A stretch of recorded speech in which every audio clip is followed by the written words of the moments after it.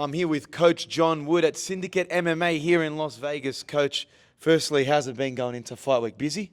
Oh yeah, everything's always busy all the time. That's a good thing though. If you're not busy, then you're not doing it right. So I'd rather have that than the alternative. Now, we're here at Syndicate MMA. I've only seen this place online. The place looks beautiful. It's absolutely massive.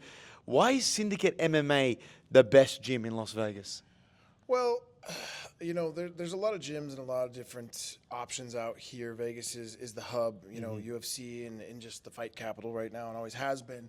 For us, I think we're doing some different things and some special things. A few years ago, I tried to change the culture and the ideas of how MMA teams are run, trying to run it on a much more professional level and really kind of take all the guesswork out for the fighters, and we're kind of we're a very different type of gym where not only do we have, some of the top fighters, in the world, we're open to the general public, so we have 1,000 members here too. And so it's always kind of a crazy,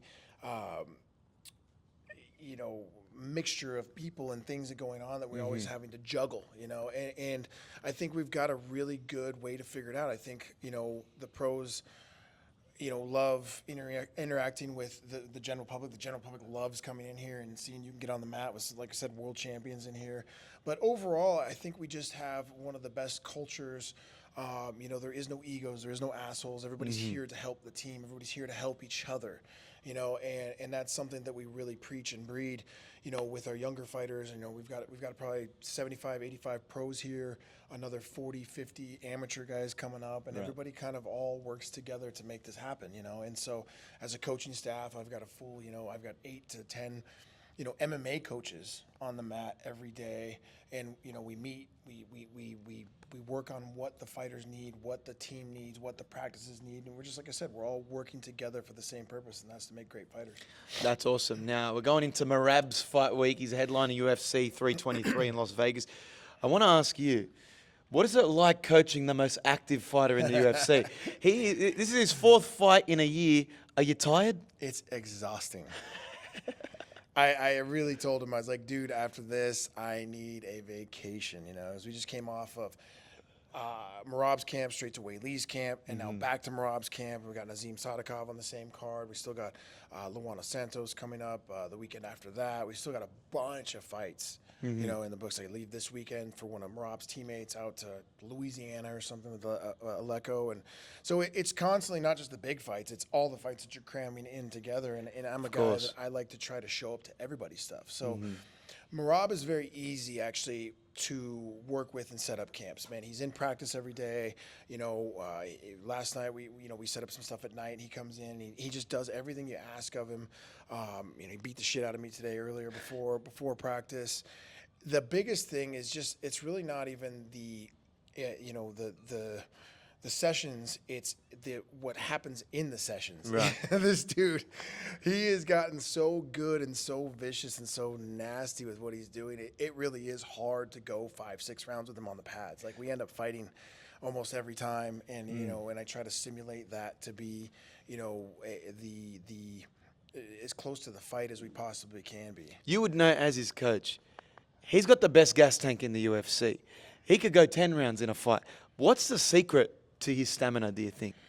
Man, the thing is that he gets tired. I'm assuming, like everybody else, but I think, he obviously has some kind of, there is some kind of genetic craziness going on inside. But I'll tell you what I think, it more so than anything, it is his mental fortitude, his mental cardio, his mental capacity, his will is unmatched to anything I've ever seen. I've seen this guy come in with terrible injuries. I've seen him spar with terrible injuries. I've seen him fight with terrible injuries, infections, things that, like, 99% of the people would be laid out for weeks. And I'm not, no exaggeration. Every camp. Crazy. Every camp. I think we've had maybe one camp, 2 camps where it was a healthy, like, no cuts, no injuries, no sickness, no this, no that. And I was like, I don't know if I like this. I'm not used to it. I'm not used to it, So it really is. I just think the mental strength of this man is unlike anything else I've ever seen.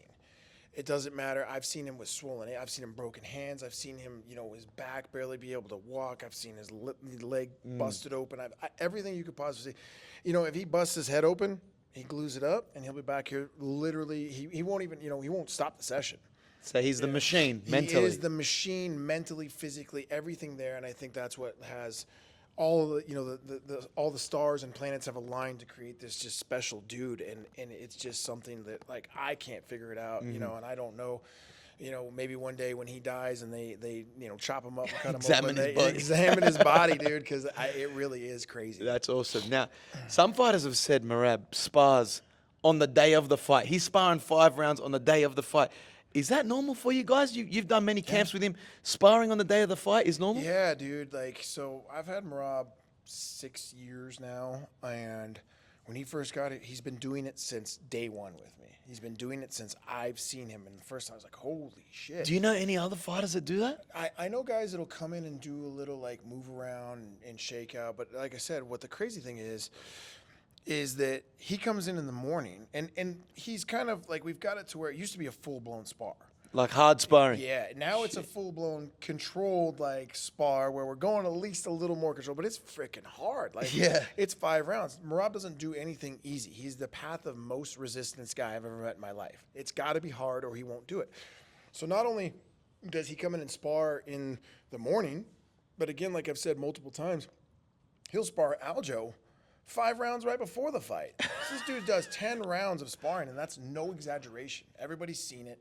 I think Khalil is the one that mentioned it and like, it really got it out there. But I've been saying this since day one. The guy does this every single time, every single camp. He's done it from day one. So, we try to control it, but it's a thing is if it ain't broke, don't fix it because it obviously works. It gets him in the right mindset of sparring. Where is his mindset at right now? Do you think after this 4th fight, he wants to have a break for a little while, or could you see him turning it around, not go on a holiday and fight early next year? We talked about this last night. I actually sent him a text last night. I said, "Hey man, I'm so proud of this camp has been amazing as far as his technical abilities and what he's learned and I think it's just from that experience of fighting. Like things are clicking that I've been trying to get him to do for years are just clicking this camp." His striking, his submissions, everything leveled up. And every time, every camp he levels up, but this one was big. And I sent him a big message last night. And just like, man, yada, yada, yada. And he's like, okay, coach. He's like, don't worry. He's like, after this, I'll give you a break. He's like, I'll let you have Christmas off. But I know this guy. I know if they call him and say, like, hey, we need a main event in January, dude, he'll do it. He is just that guy. And the thing is like, I've not been too worried about it because the amount of output that he puts in the gym, whether he's fighting or not fighting, in camp, not in camp, he's ready to go. It's the same. Yeah. It's literally the same. We talked about it the other day, and he's just like, I'd be doing the same thing. And I'm like, I know. That's why I don't have a problem with it. It wasn't like a big, hey, we need to have a big talk. He's going to be here. Merab lives MMA. He lives fighting. He is a champion day in and day out, and he's doing everything he can to do to protect that belt. Does training Merab look like what it looks like online? He's leading the way in training. He's running all day. He's an Energizer bunny. Is that how it is when you're training him? Oh man, like I said, our pad work. Like I said today, the first round or two, we're going over some technical stuff, but it turns into just a full-on me and him sparring. I just have pads on. He stops trying to hit the pads about round 2. He's just aiming for my face, and it's my job to catch the punch. And he catches me, and it's kind of a thing for him. If it's almost like a prize if he can hit me. He'll hit me, and he'll laugh. It's always entertaining. The dude is always on. He's a great leader. He's a great teammate. He never stops. He comes in here and he is just going and drilling and doing everything he needs to do and then some. He was here at 6, 7 o'clock last night. We were working. He's right back here in the morning hitting pads and then straight into wrestling practice, and he'll go do something else and he'll come back. And he's just a workhorse. He literally, everything you see is real. Like the skits and the stuff. Obviously there's some funny stuff about him, and he is a hilarious dude. But the work never stops. He's putting the work in. Always. Now, he put out a photo online of all his past opponents in a jacuzzi, right? And basically the whole division is in there. Right? Who would you like to see in the jacuzzi next? You know, it's tough because obviously we got to have some guys that got to come up. And after Peter, it gets a little murky. You have Umar there, but I think he needs another fight or two to really kind of win back. His last fight wasn't like anything overly impressive. I know that he's always wanted to fight Figueiredo, like Davidson, just another former champ, and he's just like collecting heads and crowns and former belts and things. It's like Thanos just getting the stones. Man, he's getting the stones, dude. Yeah. I really feel like that would be a guy that if he gets another win, that Merab, and who knows, he might even get the O'Malley Cheeto kind of privilege where he's like, I want to fight that guy next, just because I haven't fought him, and they might give it to him, and so. I think he's a name that for sure makes sense. You got Song Yudong and is it O'Malley and O'Malley. That sounds like that's the fight they're going to make. I think that there's rumors of that one going on. I think that if Song was to win that, I think he shoots right up in there to have that name. And then obviously we just got to kind of wait for the rest of the division to kind of figure themselves out. Now you saw Islam. He said his dream was to become double champ, right? And you saw how happy it was after it. Sure. Does Merab have an ultimate dream in the sport? He's conquered this division, really. Does he have something that he wants to aspire to before he retires and when it's all said and done? I think literally one of the main things that we talk about all the time is just breaking all the records. I think just setting records that are not touchable, putting his, face up on that Mount Rushmore with the other greats and knocking one of them off and getting up there and just becoming one of the greatest fighters of all time. And, he really is a generational talent where guys like this and guys that are that dominant, they don't come around that often. You have Islam right now who's potentially maybe that guy who can hang on to it for a while. There's very few other guys like kind of spread out. So I just think he has the potential to just keep going. I know he wants to fight, and he said till he's 50. And I honestly, I could see that happening. Honestly, I could too. And if his body holds up, I think it's going to be it's going to be happening. I think I'll be 85 by then, but hopefully I'll still be holding pads. I'll still be holding pads for him with a busted hip and broken shoulders. But I think he just really is to set out to he is. I don't think that. He really doesn't fight for the fame. Becoming a champion, I think, was an awesome thing for him, but I think he just fights because he absolutely loves it. And there's a lot of guys out there that say they love fighting, but really don't, because I see it, and it comes down, all tough, and then it comes down to the moment, and they're shit in their pants, and you're just like, Merab's not that guy. Merab absolutely loves to fight. He loves to be in there, and I really do think it's just break all the records. Now, you touched on Umar. Him and Merab have still been going back and forth a little bit, right? They've said some things. Khabib came out and said he wants Umar to fight Sean O'Malley and Merab again. Do you see that fight taking place, and do you think Umar's done enough? No, I don't think Umar did enough in the first time to really deserve the title other than, potentially having that last name. He's a very talented fighter. He's a very talented fighter, and he might be the next best guy. But, who he's beat and how he's beat him, but he's a great fighter.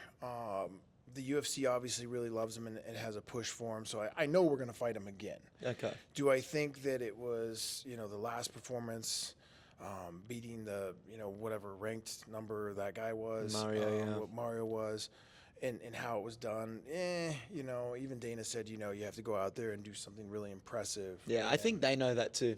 Yeah. I think, they're probably waiting on it. I think that Merab has done enough that he really gets to kind of call some shots now. He really does. Definitely. Just even this fight now with Peter, they didn't want him to do this. It was not on their list of things. He went to them literally the next day and said, I want this fight. And they were trying to talk out of, hey, let's do it some of the time. They had bigger plans for him. He said no, and they gave him. Thankfully, he's earned that kind of, the credit to be able to get to make that call. Yeah. And so I don't know that he could keep Umar out of the title. Or obviously, the UFC is ultimately the one who makes the choice. True. So it really isn't up to us. But I think I think even UFC wants Umar to get maybe one or two more and we'll go from there. Okay, now as Merab's coach, what has been your favorite moment in the octagon? Okay, I'm going to give you some moments. You tell me which one has been your favorite. Merab kissing Sean O'Malley in the corner. Merab showboating, looking out when he was versing Umar and dominating Umar. Yeah. Or carrying Henry Cejudo across the octagon. Which has been your favorite? Oh, man, that's tough. I definitely... The kissing was pretty damn funny. Yeah. That's been a pretty damn funny one. That's one way to dominate a I guy. wasn't too excited about that when it happened because I was like, no, we're still in the round. Yeah, I got blasted by doing it.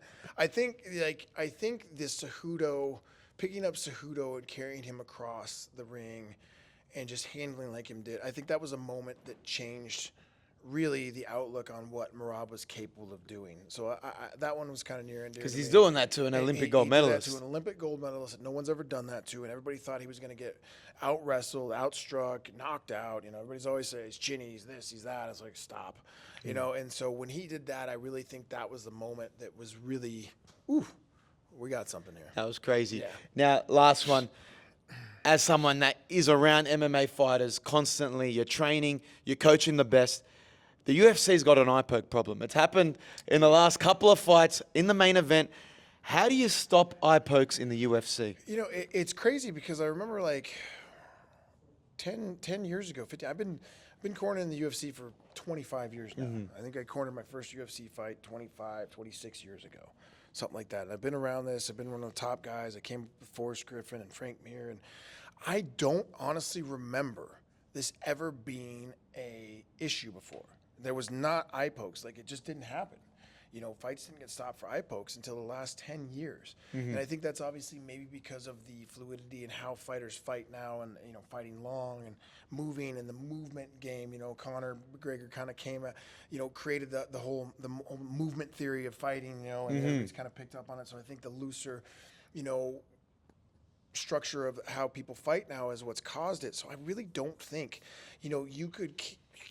unless you cover the fingers, like you can make a glove that points the fingers down, but I think it's still going to happen. And at that point in time, you kind of become boxing, you know, like, so I really don't know. I don't know that there is a legitimate, there's things that you can put in place. There's gloves that like we even make here, you know, with my company that cup the fingers down a little bit more.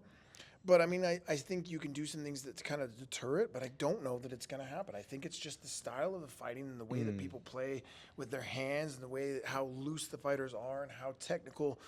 I think that the way everything has changed, I don't know that it's like there's been dick kicks forever. Yeah. That's never gone away. Like, you know, you could put a cup on. I don't know. Maybe we can find some goggles that guys can wear or something. Do you think referees could be more strict on the punishment of it? Maybe like more point deductions? Absolutely. So the crazy thing is that they've been, for years and years, they tell you in the back. First thing, every referee comes back and says, this is your first warning. You've been warned about eye pokes. It's your first warning. So if you do it, we'll take a point. They never do. Ever. I never say it. Ever. You know? So I think that there's a lot of things that one can deter that person is that if you start taking points away for an accidental eye poke, I think it deters that factor of people maybe start becoming more aware of it. Just like I think if you were to take a point away for somebody missing weight, there would be people that wouldn't miss weight as much. There has to be things and has to be, you know, standards and practices that are put into place and upheld that make people go, oh shit, I shouldn't do this. 100%. You know, and I don't think that happens in a lot of things, and that's the problem with the judging. That's the problem with, you know, refereeing is a tough job. Those refs have the hardest job. We're seeing it on TV from a great view. We're seeing it in different things and be, oh my God, that like it's human error, you know. So I don't ever judge the referees. Sometimes there's some bad stuff and you're like, oh my God, he fucked that one up. But for the most part, it's human error.